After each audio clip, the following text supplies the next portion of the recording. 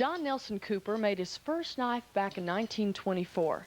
Well, 55 years and nearly 25,000 knives later, he's still going strong and working at his small wooden knife shop here in Lufkin. Mr. Cooper, you have yourself proclaimed to be the oldest knife maker in the United States. How did you get started? I got started out when I was a young man, about 10 years, or a young boy about 10 years of age. I used to stick my daddy's pocket knife out and make knives out of wood, such as a potato knife, a carving knife for the kitchen, and so on like that. As I became a little older, I eventually turned over to steel. I made them out of any kind of steel I could get a hold of that I thought was good, such as buzzsaw blades and so on. And then I made my first field knife to be used in the field for hunting and skinning. And I used to make them in a slab type form, a slab type with the handle riveted on. And I kept thinking as I went along that I could make a better knife and save a lot of steel with just cutting the blade out blank and welding a good steel tang into the blade with the arc weld. You have 2 U.S. patents on your knives, so I'm sure you won't mind telling us how you go about making a knife. Well, this is the pattern of the Army fighting knife, defense knife for soldiers. And this pattern is laid down on a piece of flat steel, the same width as the pattern, and draw it out, scribed out all around. Then cut out on the bandsaw. And then it's notched on the end so the tang can be cut and welded on to the end of the blade. Then the knife is cleaned up all around good, and the lines set top and bottom before it is tempered. Then the knife is taken and the tang welded on, which is this one right here. This is the knife after it's cut out. And this tang is welded on to the blade with the arc weld. After it cools off, it's all cleaned up all around it at this point.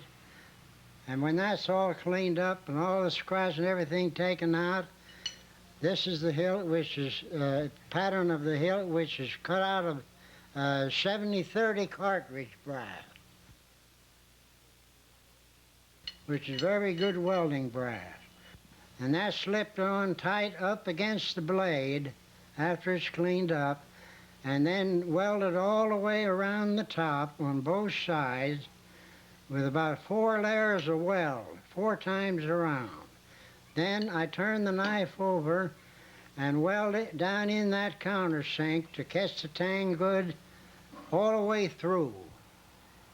Then after that is done and the knife is cooled up, I clean up the hilt, but I set the lines to where I want them. Then from there I use the acetylene torch and heat it up to 14 to 1500 degrees Fahrenheit, and then dunk it in the oil until it is cool enough that I can pick it up with my hand. I always like to leave a little heat in the blade. Then I shine the right side of the blade up on this side where I stamp it.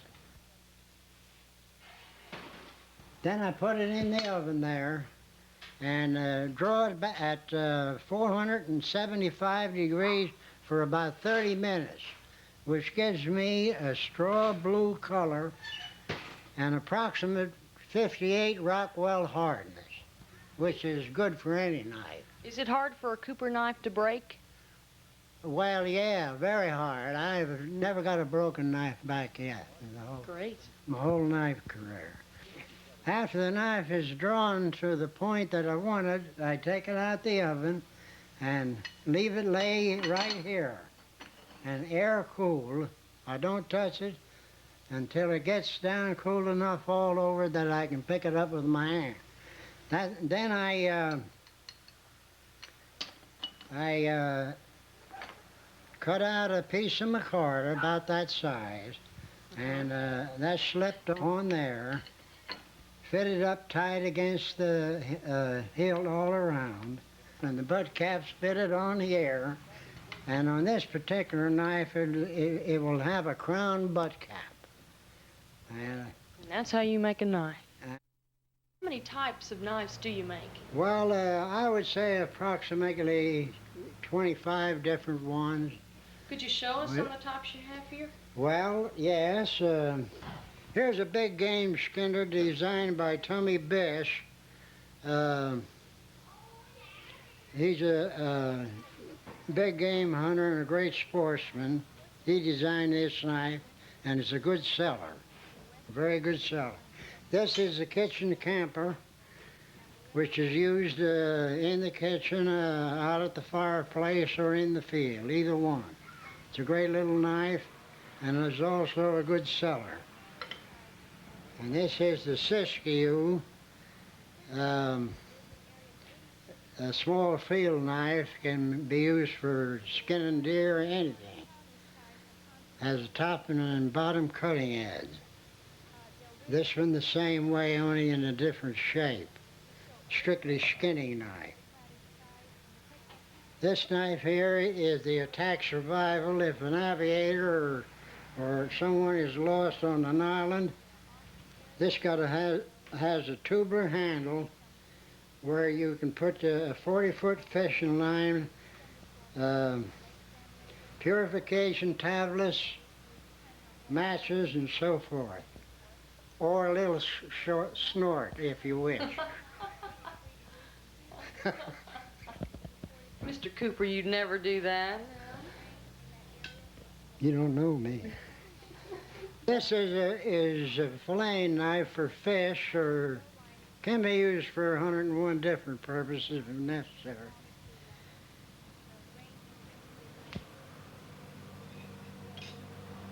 This is a Cooper Bowie, which when I was back in Virginia, I made about 200 and some for the fighting force, the Green Beret.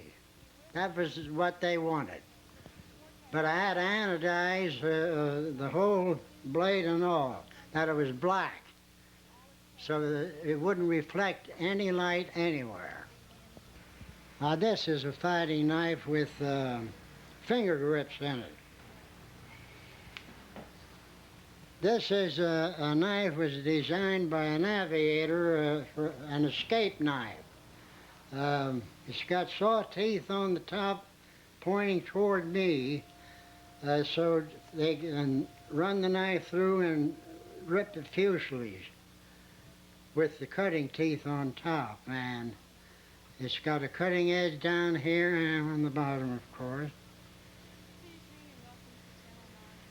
I've made quite a few of these. Here's two specials with the eagle head and the eagle claw, which is can be used for 101 different purposes, just general purpose, fighting or what have you. The bald eagle, that's your symbol, right? The bald eagle is my symbol, yeah, trademark. Mr. Cooper, how much do your knives run? Well, they run anywhere from $65 up to $560. That's a pretty average price, I guess, for a knife maker. It's according to the size of the knife and the reputation of the knife. Tell me about your most popular knife. Well, the most popular knife is the Iron Mistress, which is mainly a collector's piece. And it's made or named after the moving picture, The Iron Mistress by Alan Ladd. And it can be used for many, many things, and it's a great collector's piece and goes for big money. Mr. Cooper, what's the smallest knife you've ever made? Well, here's the pattern of the smallest one I ever made. I made it for a knife collector in New York. And I got a very nice testimonial from him, how great it was and how much he was interested in the work I did on it, that it was just about perfect. And he wanted to use it for a Thai class.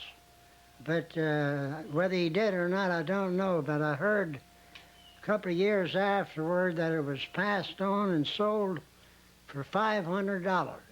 The biggest one ever made is that one right here.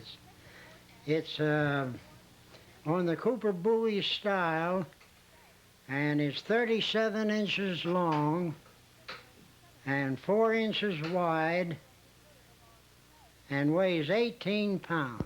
And I know it every ounce of that. So far as I know, it's the biggest Bowie knife in the world. How much would you sell a knife like this for, Mr. Cooper? Well, it would be up in the thousands.